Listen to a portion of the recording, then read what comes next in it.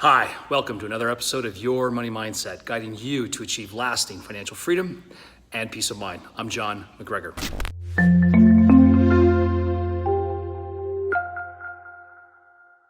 We've got a great episode today, and I'm going to share with you a couple of tips, some secrets that I've used to really enhance my financial well-being that you can use immediately today to do the same very easily, very painlessly, I promise. And it's not going to take any more of your time. That I can assure you. So stay with me. This could be a game changer for you and your financial future. But before we get into this, don't forget, ring that bell below and hit subscribe. All right, folks, let's get into it. So I'm in the gym. It's Saturday morning here in Northern California. I've got an hour and a half in already, and I got another 30 minutes in the sauna, 2 hours in total, which is my normal workout time slot per day. And so what I always get the question from people, it's like, John, where do I start? I don't understand all this stuff. I lack financial knowledge. I was never taught this in school. I don't understand it. My parents didn't teach me. They didn't understand this either. I know, I get it, and here's why. You've been programmed to fail financially. And it's not your fault. Look, the school system completely let you down. In fact, the school system screwed us by not teaching the essentials of financial management and financial planning. It's mind-boggling to me. And I'm going to go on a little tangent here, but not too much. I hope not. When you consider that money is the root cause of our stress, every research study will indicate that money problems is the number one reason people are stressed. And stress is the leading cause of our most deadly diseases and health ailments. Insomnia, high blood pressure, irritability, bad stomach, obesity, divorce. Money problems cause stress. Stress causes all of those issues. And it's amazing to me that the school system has intentionally, on purpose, not taught financial literacy in the school. They don't want to teach it because a financially savvy population cannot be controlled. That's why it's completely ignored. I've talked to so many administrators why they don't teach financial literacy in school, and every one of them said there's not enough time in the curriculum. Amazing to me. When money can be the root cause of joy, happiness, abundance, freedom, peace of mind, yet for so many, most people, money is the root cause of pain, anxiety, anguish, irritability, insomnia, and all those other health ailments I already mentioned, and the school system completely ignores it. I'll talk more about this on another episode. It just really drives me crazy, infuriates me. I think it's criminal what they're doing. I mean, just one quick story. I can remember showing up at the student center my first day of college, greeted by 5 credit card companies that could not wait to give me free money. And if I signed up today, I got a free t-shirt. What did I know? I had no idea what a credit card was. They were just gonna give me free money.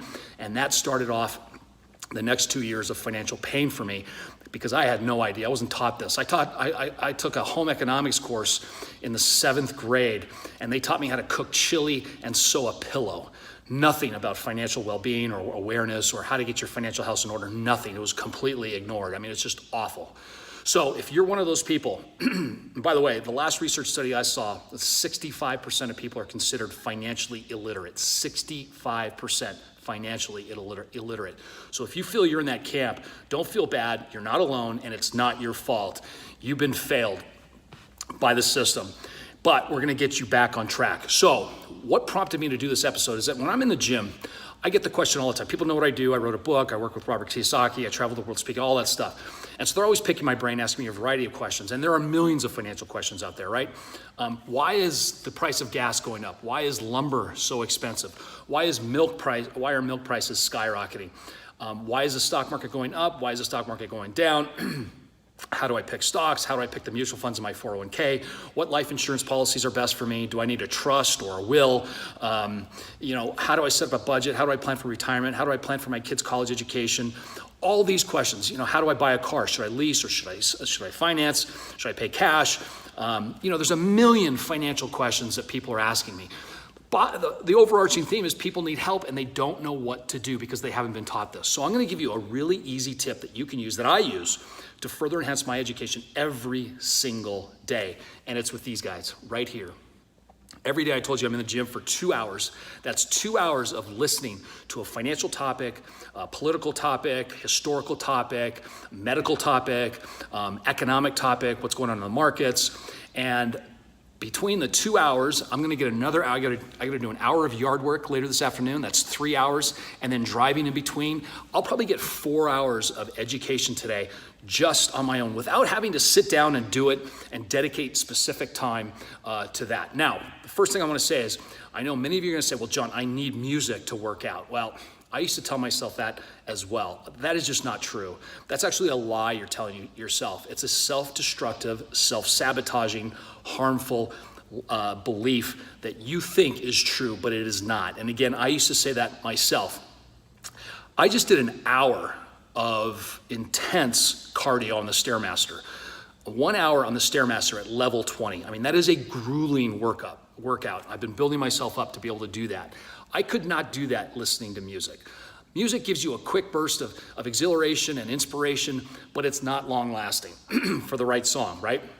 But when I'm listening to a podcast or an interview or a YouTube or an audiobook or what have you, my mind gets so engulfed in the conversation or what's going on in that podcast or that audiobook that I can separate myself from the agony that I'm going through, the torture that I'm putting myself through, and I can separate myself from that. And actually, my endurance is longer listening to those types of things as opposed to music. So the fact that you say or you think or you believe you need music to work out, that is just not true. The other thing you're probably thinking is, well, John, I don't have 2 hours. And that's fine. You might not, or 4 hours for that matter. But I guarantee you got 30 minutes in your day, whether it's at the gym, taking a walk, cooking in your kitchen, gardening, whatever it is, driving, commuting, whatever it is, you can carve out 30 minutes of your day to listen to a financial topic to further enhance your well-being, your education. And I will tell you, at my pace, 2 hours a day minimum, I'm on track to read the equivalent of 150 books this year, 150 books. But if you carved out 30 minutes a day to enhance your financial education, and I'm gonna give you some tips on what you could be listening to, that could be like a book a week, and that would be insane. That would be incredibly powerful for you and your family and your financial future. And there's all kinds of interesting topics. This stuff isn't dry, I guarantee you. There's a lot of great stuff out there that you really could get engrossed in. So let me give you a few YouTube and podcasts that I really like, that I think you would really like as well. And these aren't sophisticated, they're not complicated. They really bring these down to the layman who doesn't have financial knowledge, so it's understandable and immediately useful. So here they are. First would be the Rich Dad Radio Show. Now, I don't say that because Robert and Kim are very dear friends of mine, or I've been on the show. I say that because it is a great, highly educational show that they bring on some great guests, and the topics are fascinating. The other one would be Motley Fools, a great podcast on investing and the markets and so forth. There's another great one called the Investing for Beginners. The Retirement Cafe is another one, which I really like. My good friend John Koch, K-O-K, he has a great podcast, How to Invest in the Stock Market.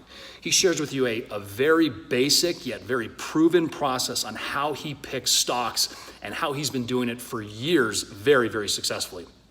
My friend Meb Faber, F-A-B-E-R, has a great podcast. I'd highly encourage you to look at that. And there are all kinds on real estate and gold and Bitcoin and all these other top multi-level marketing, what have you. I mean, if you're into real estate and you want to learn more about that, I would encourage you to take a look at Ken McElroy, M-C-E-L-R-O-Y. He's got a great YouTube program talking about how to invest and identify properties for investment. Moving on to audiobooks. Now, audiobooks take a little longer to listen to because the reader reading the book reads at a slower pace than you would have on a podcast or a YouTube. But nonetheless, there are some great audiobooks. So let's get into them. The first one would be The Millionaire Next Door. I mean, that is just a fabulous book that everyone should be reading. That should be mandatory. As well as Rich Dad, Poor Dad. I mean, there's no mystery why Rich Dad, Poor Dad sold 70 million copies or so in 120 countries.